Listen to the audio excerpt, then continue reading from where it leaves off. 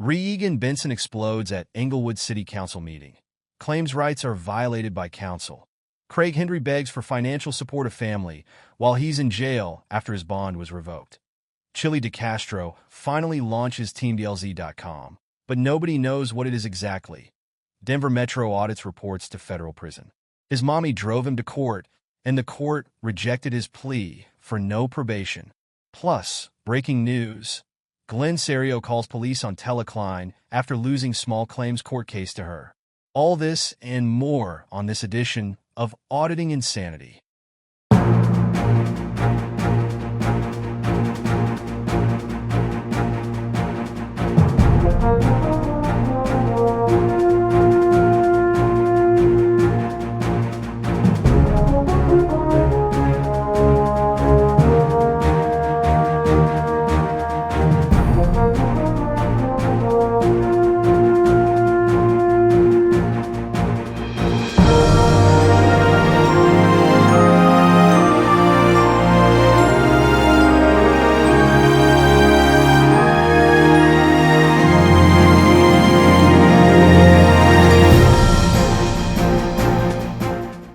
Good afternoon, and welcome to another edition of the Auditing Insanity Newscast powered by ReallyCoolNews. I'm Johnny Jones in for Jim Finch, who is a real human and can be found at jamesk9@gmail.com should you need to contact him. Jim is still recovering from the C virus and will resume hosting duties when his voice recovers. We have a bit of breaking news as Cerio lost his small claims court case against Tella Cline today when he could not prove damages. After the court hearing, Cerio called 911 on Cline and claimed he was fearful of his life and that Cline was armed as she attempted to talk to him outside of the courthouse. No arrests were made, and we'll have the full story in tomorrow's edition of Auditing Insanity. With that out of the way, remain calm as we ask you to focus on Hendry pleads for financial support of family. A jailhouse plea from Hendry to help feed his family while he was in jail was not enough to take the GoFundMe market for the day, as a $100 donation to Sean Paul, Long Island Audit, Reyes Support Freedom Stand Against Tyranny Together campaign took the day. The recorded jailhouse plea from Hendry, similar to the videos Chille DeCastro would release when he was in the Clark County, Nevada Detention Center earlier this year, earned a respectable $85 in new donations, but simply wasn't enough to take the day. To make matters worse, the $100 donation went to Reyes' legal defense GoFundMe for a case that was essentially thrown out last week in Schenectady, New York, as the prosecution failed to meet their burden to prove the charges against Reyes. With the case decided, he didn't need the money for his legal defense anymore. Hendry was making a plea on behalf of his girlfriend, who he said was working 7 days a week now to support herself and his 2 children, as Hendry is currently incarcerated in the Vermilion County, Indiana, jail after his bond was revoked in a harassment case was for picking up new felony charges. The YouTuber has no hope of being released before trial, which is currently set for November 19, 2023, as his bond was completely revoked and no bond hearing will be set for the YouTuber. As to the new charges, Hendry confirmed that authorities have sealed the charges out of Sullivan County, Indiana, and they have not been made public as of yet. He said that they involve felony intimidation, disorderly conduct, and refusal to leave an emergency incident area. Hendry asked his fans to call the jail to protest his incarceration, but to remain professional in their calls, as he recalled that 800 calls from his fans were behind the original charges of harassment in the Vermilion case. We will continue to follow this case as we receive updates. We still need your help. Despite the GoFundMe market being dead, this publication is funded by your donations along with what little we make from our YouTube channel per month. While we did achieve full monetization on YouTube, we still need help to get through monthly expenses and keeping the lights on to bring you the paper and the newscast each day. If you can afford it, please consider donating to the GoFundMe run by this very channel. All proceeds literally go to keeping the lights on, eating, and writing news stories to feature here and on ReallyCoolSite.org. If you can't afford to contribute, please watch the advertisements on our videos, like, share, subscribe, and comment. You can help by doing next to nothing, and we thank you in advance for pitching in.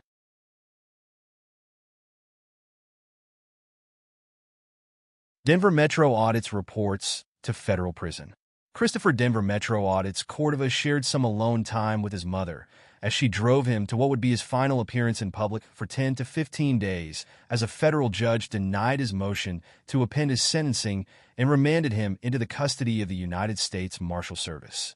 Cordova seemed positive in the 7-minute-long live stream with his mother, claiming that he would attempt to have his sentence of 15 days in federal prison, 2 years probation, and a $3,000 fine replaced with 30 to 60 days in jail, as there was no need for him to face probation as it would hinder his auditing activities.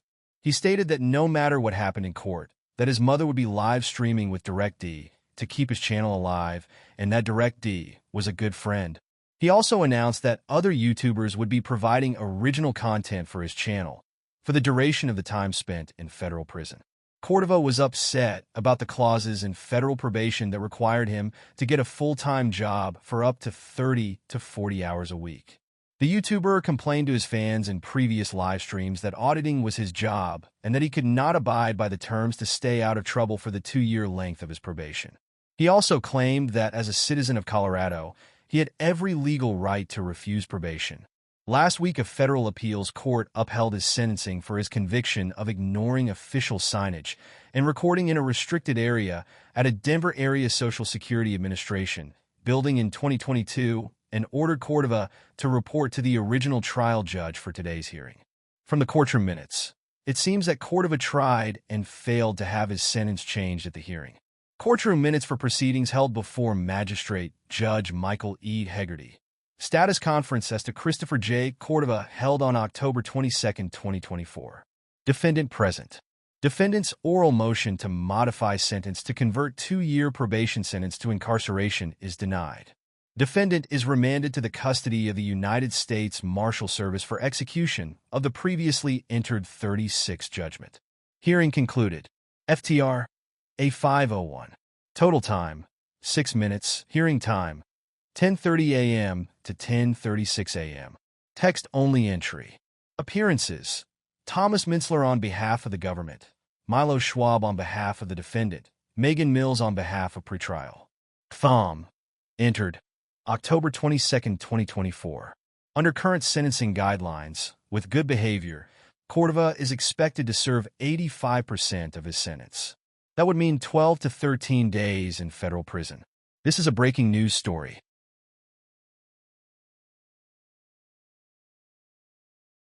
DeCastro streams from Hollywood Walk of Fame. An exhausted Chille DeCastro was out on the streets of Los Angeles again early Tuesday morning as he live-streamed the arrest of a man on the Hollywood Walk of Fame.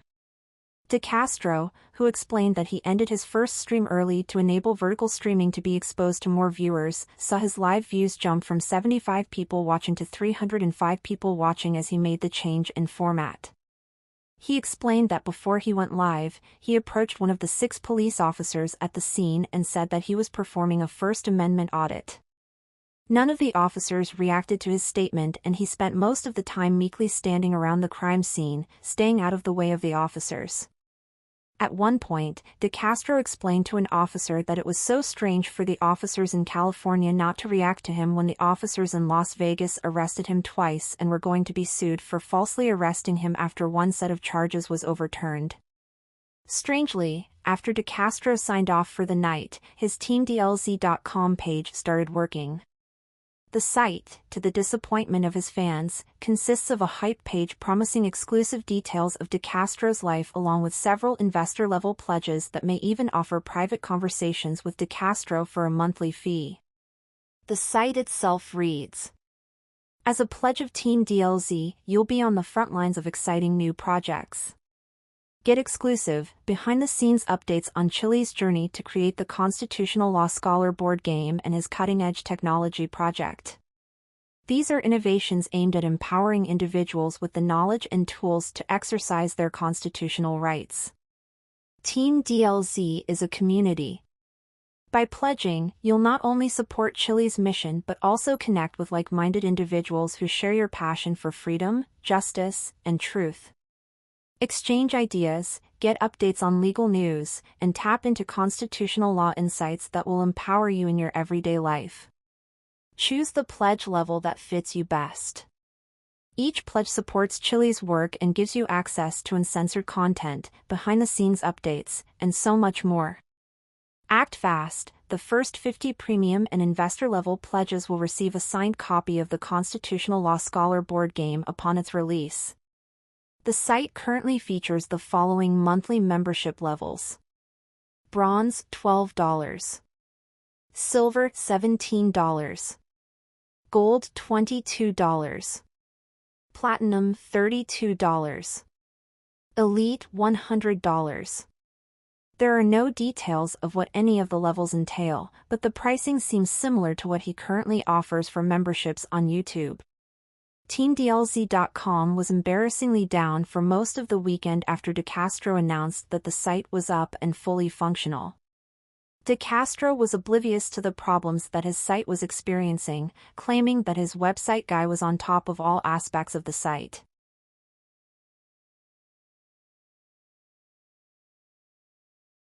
Regan Benson explodes at Englewood City Council Meeting.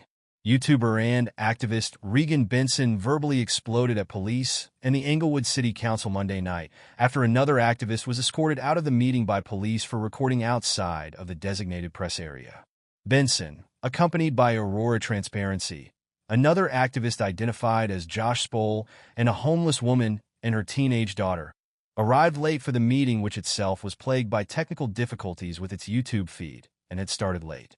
Before entering the meeting, Benson explained that while she had received an exclusion banning her from the Englewood City Council chambers for 45 days, she was currently appealing the ruling and would be able to speak tonight. She also claimed that she won the exclusion case from the Englewood Public Library, where she had previously been banned from the library for 90 days, with an independent review finding in her favor last week. Both Aurora Transparency and Josh joined Benson in signing up to speak in the public speaking portion of the event. Benson also exchanged words with Officer B. Roberts, who was manning the security desk. She claimed that he promised he'd never participate in abusing someone's free speech at the meetings by arresting them without charges. As the meeting progressed to the public speaking portion, Benson's crew became more and more agitated.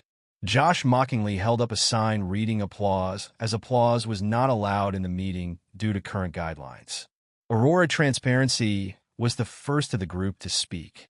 She recounted the story of how Benson saved Robert, the homeless man who lost part of his leg, who has been in Benson's care since early in the year, and praised Benson. She claimed that Englewood's policy towards homelessness was to leave the homeless to die. She also alerted the council to the inadequacies of their homeless resources flyer on display in parts of the building, calling it useless and outdated. After she finished, Mayor Othniel Sierra asked Mr. Pinkerley to stop recording from his seat or to take a seat in the press area that had been designated for recording. Pinkerley refused and stood up defiantly. He said it was his right to record in the building and no one could stop him. Mayor Sierra put the city council into recess, and the majority of the city council members left the chamber. City council members Rita Russell and Kim Wright, both seen as allies of Benson, remained in their seats as they did during Benson's disruption of the meeting 2 weeks ago. A police officer approached Pinkerley and calmly spoke to him for a few minutes before other police officers, including Officer B. Roberts, entered the chamber. Benson and her group started screaming "effing police" and other profanities at the police officers, with Benson targeting Roberts as he promised he would not get involved before the meeting. Benson followed as the group of police officers escorted Pinkerley out of the chambers. Once outside of the building, Benson began loudly screaming "F the police" while Aurora Transparency oinked at the police officers. Pinkerley, who at one point said he had a Second Amendment right to defend himself against police, was put in handcuffs and put into Officer Dirk Smith's police vehicle. Benson targeted Smith, screaming that he was a killer and lunging towards the door of his car before backing away. On her way back into the city council chamber, Benson slammed her purse so hard against the security tray that her phone's camera went out of focus.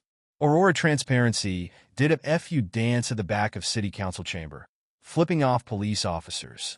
Once the rest of the collective returned to the chamber and the city council resumed business, Josh was called to speak, but declined to do so, as he said he feared being arrested for his opinions.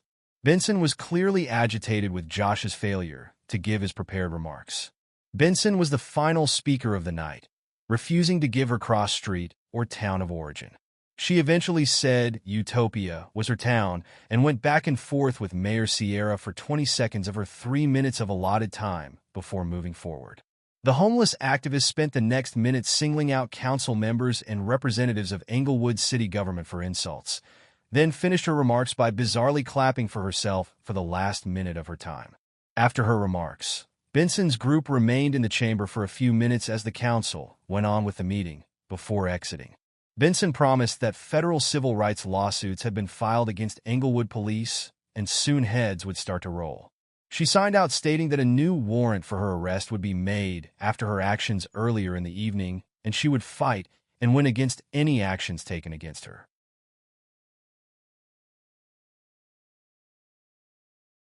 And we're back. It's been a busy day today, with too many news stories to work on. We still have classic stories to be released for tonight, so there will be a handful of new old stories going up in the overnight hours. We will also be launching our first Best of Show tomorrow, featuring the collected news from the first week of January 2023. Until then, we're going to release the newscast early tonight, and we're out of here for another evening. I'm AI Johnny Jones, in for Jim Finch, and I hope you have a happy and safe evening.